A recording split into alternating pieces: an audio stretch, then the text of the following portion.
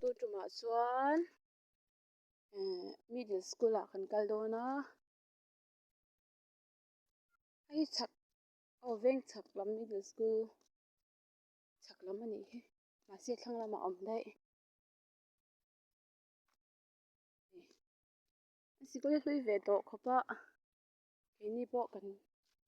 kan lut ve thin a helai school ah hianin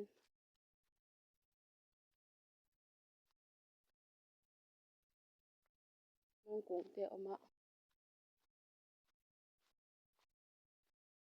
hmun hma vel chu a nuam khawp a thing awm vek a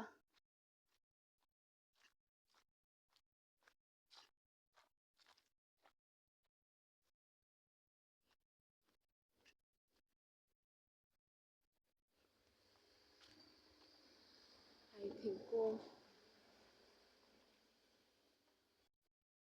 nuam tak hi ni rengat mai ni he sikul hi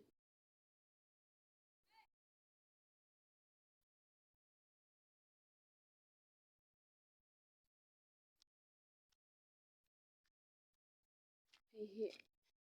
zirtirtu room ania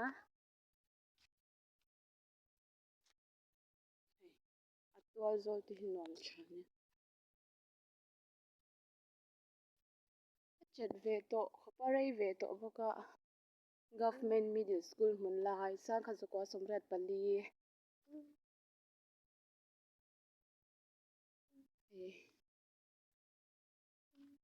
anmah tawh pawh lang tha hlei thei tawh lo hlui tawh tuk a hei hi nia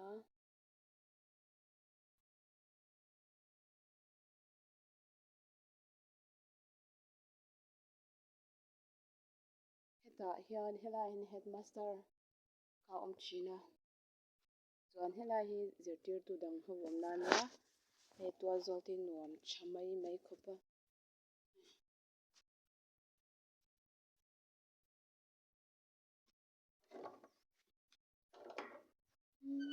school inchhung chu thingna tawh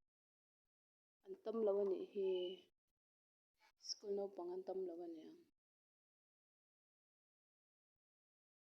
kan kal lai chuan thlalam zawk a hmasa ber hi pawl nga na thin a chuan pawl ruk hei pawl sarih a na thin a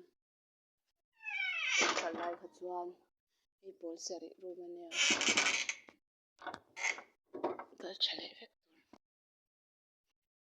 hei pawl ruk a ni thin a hei pawl nga an ni thin a hmah chuan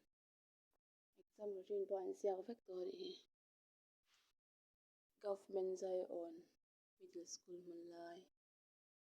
an ziak vek tawh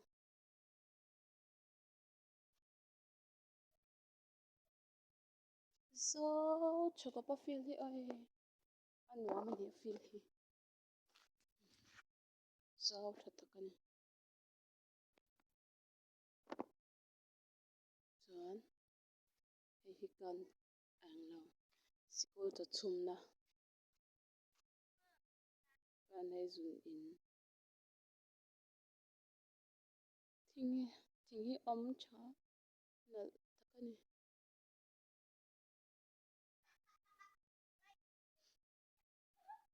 chaw burai an vawm nasa mai sikul burai nia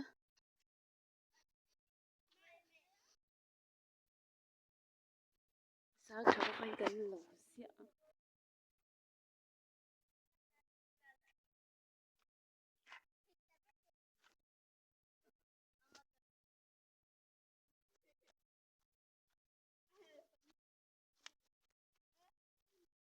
kinah helai